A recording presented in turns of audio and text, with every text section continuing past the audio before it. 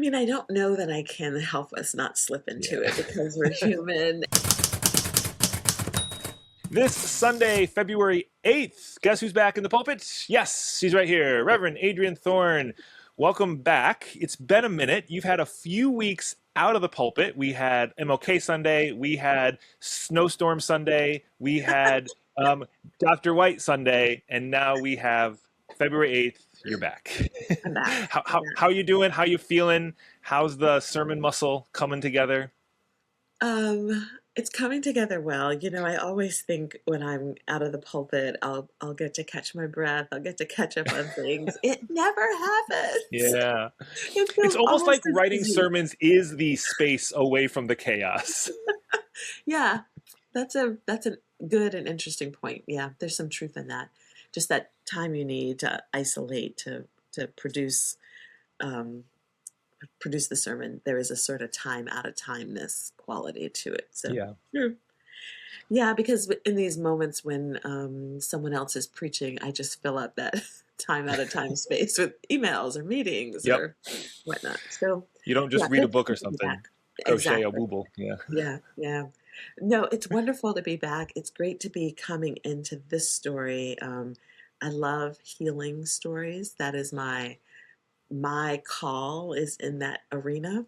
So sitting with and thinking about the ways that Jesus heals and what healing means to individuals and communities and the people they love is right where I love to be. Yeah. Yeah. Well, we're still in John, which is a thing Yep. we're going to say for quite a few more weeks. Yep. Um, Yep. although we're almost to Lent, which means we're almost to Easter, and then we'll kind of shift to a new book. But we got a little while still. So John chapter 4. This is the Mhm. end of 4, and my Bible calls it Jesus heals an official's son. Can you give us the Adriene Thorne abridged version of this story? What is the word made fresh in a minute version of this Yeah. story? Yeah. So a royal official comes to Jesus. Um, Jesus is in Cana again, and the last time I Yeah. preached, we were at that wedding in Cana. Oh, that's kind of fun that you're like stuck in Cana for your sermons. I am not a bad place to be. No, I they got a lot of really, wine there, I really, hear. they got a lot of wine. They probably are still drinking it. He made so much. Um, so Jesus is in this place, and this official comes because his son is ill in a town. I don't know how far Capernaum is from Cana, but a bit of a distance, I imagine. He heard that Jesus was there, and he is desperate, so he's begging for healing for his son. The son is at the point of death, and Jesus says to him, Jesus interestingly starts talking to him about belief when Yeah. he has asked for the healing of his son, um, which seems like Jesus isn't listening or isn't tracking. And so the official says again, please, please come and heal my son before he dies. And Jesus just says, sort of um, abruptly or perfunctorily, go, your son will live. Yeah. Um, Yeah. The and most the like subdued miracle Jesus does. Like there's Yeah, nothing. It's just like, nothing flashy. He's not signaling that he did anything. And what's interesting, it says the man believed. He believed yeah. the word. And Jesus has just said to him, unless you see, you will not believe. But then it says he believed. So he leaves, and as he's heading home, folks are coming towards him and they're like, he's alive. And he Yeah. asks the time and realizes the time that this happened is the same moment when Jesus said, your son will live. And then it says again, so he believed. So it's interesting that there's this double kind of belief. And then he brings his whole household to faith, and that was pretty amazing. So this is the second So sign. what do you take about that? I mean, because it's easy for people to read a story like this and be like, if you just believe enough, the miracle will happen. If you just have enough faith, you'll get healed. If you just believe it all, your bank account's going to grow. If you just Um, have enough faith, and if you don't get healed, apparently you didn't believe enough. Like that to me is the slippery slope of how this text turns into a whole oh, lot for of sure. dangerous propaganda. But Yeah. how do you help? How are you going to help us not slip into that pit trap there? I mean, I don't know that I can help us not slip into Yeah. it because we're human. And I think Yeah. when we're desperate, I mean, what is more desperate than wanting someone you love to live. Yeah. And I think we do all sorts of machinations and promises and deals with God when we're faced with that terrible situation. Yeah. So I don't know that I can help us with that. Um, so I don't know if I have anything to say about that. Yeah. um, I don't know. I think what we see in these stories is that the belief doesn't really matter. But then I think it raises the question, so then why do some miracles happen or some healings happen and some don't if belief doesn't matter? And I think what's coming to mind is, we don't bargain with God. I think the belief is for us. The belief is in the one who was sent to show us and teach us. It's not, if you give me belief, I'll give you a miracle. Um, yeah, it's one of those tough things to answer. I don't know if you have thoughts about it, but there's no deal making. That's I mean that's exactly it. This is one of those like unsettling Yeah, realities where yeah, we want it to be an equation that yeah, happens every time, like a yes, math equation that will always be true. And we're like, well, yes, no, maybe. The reality is, how do we sit with it? And I think largely, if we try to turn a story like this into an equation to how to heal people, hmm, we're misreading the story. Like that's yeah, not the purpose of this text. It's not saying here's the blueprint for how to heal your kid. mm, It feels like it's not prescriptive, it's descriptive. It's describing a moment in this situation. And I just, my favorite thing, we're back at Cana, and Jesus says that line, unless you see signs and wonders you will not believe. We were talking in open Bible study the other week.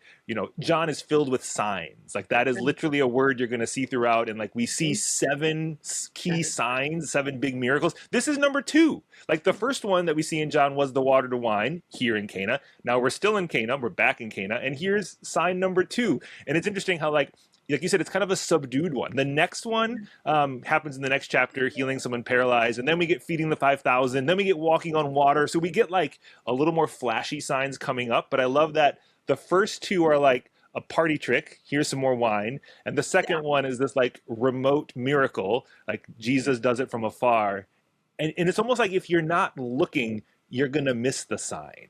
Uh, hmm, you gotta make sure your eyes are tuned to the right thing to even notice them in this journey that John gives us. So when I read it, I think of it more like this is sign number 2 along a quickly moving journey. And did you catch it? Did you notice that one? Because there's more coming up still. Keep your eyes working. right.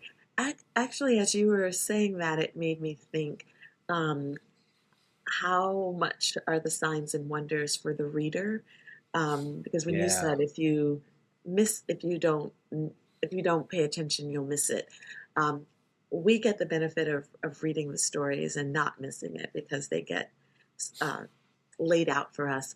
But Yep. it also makes me wonder if it's a commentary just on our lives. And when you Yeah. get up from this book where it's being laid out for you, the breadcrumbs are there, are you going to notice in your day-to-day ordinary life, um, the signs and wonders that are Yeah. around you? And maybe that's like a way of understanding what belief and faith is. It's Mm, not even seeing the signs, but it's looking for them. It's even having my eyes up to notice them when yeah, they happen. yeah. Yep. Yeah.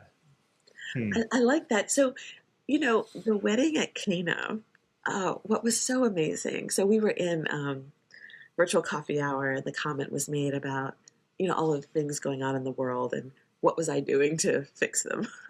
And I will Simple. tell you that comment, though, has really changed everything for me. I have not been able to stop thinking about are you just going to string pretty words together? And then my sort of, I think, wounded sort of response was, well, that's what I was trained to do. At the conference that I'm at this week, but the title of my talk is Most of My Miracles Are Small. And it came out of that whole exchange and how it invited me to look at the wedding at Cana miracle differently and to notice that Jesus' signs and wonders don't save the world. Like he saves the world with the crucifixion. He doesn't save the world at Cana, but he saves a moment.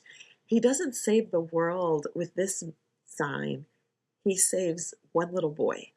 So what it got me thinking is about we do miraculous things, and they're small. They're stringing words together. They're raising children. They're teaching students. They're making a meal for people we love so that they can go on and do the thing that they do. That to me, there's a real power in watching Jesus, and not saying that saving a child from point of death is a nothing miracle, but some of the things we do will only impact a person, and no one will know about it. That to me, that is extraordinary. I think it gives so much agency back to us in our partnership with God, um, and in our need. I think as humans who want to be recognized, as Dr. King says, who want to be the drum major, to maybe go, the world doesn't need to know like your name or everything that you've done because Jesus did these things and it didn't make the front page of the Cana Gazette or the Jerusalem Times, right? He just did it, Might right? have made the tabloids though. That wine to water to wine one. It might have, but I feel like there's something in that, the ordinariness, Yeah. the need to not be flashy or have Yeah. everybody know, and to just heal a moment and do a small thing that Yeah. brings some joy to these folks. I mean that's the message.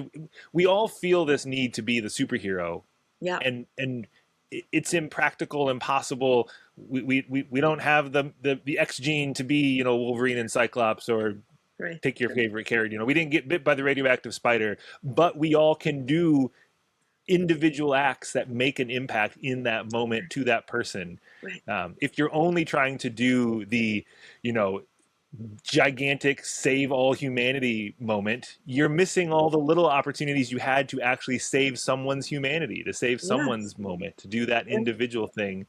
And that's what right. we see. I mean, I'm looking at the list of Jesus' miracles in John here. It's not until number 4 that he feeds the 5,000. That's the only one that kind of you could say has a scalable, numerical impact. Up until Right, then, he kept a party going. He healed this dad's son. He heals a paralyzed guy. He walks on water for one of them. Who does that even help? Nobody. That's like the epitome of a party trick. It's like exactly. we get so fixated on we have to solve everything that we miss out on solving the thing right in front of us and just Yeah, making an impact here. Yeah. yeah, yeah, yeah.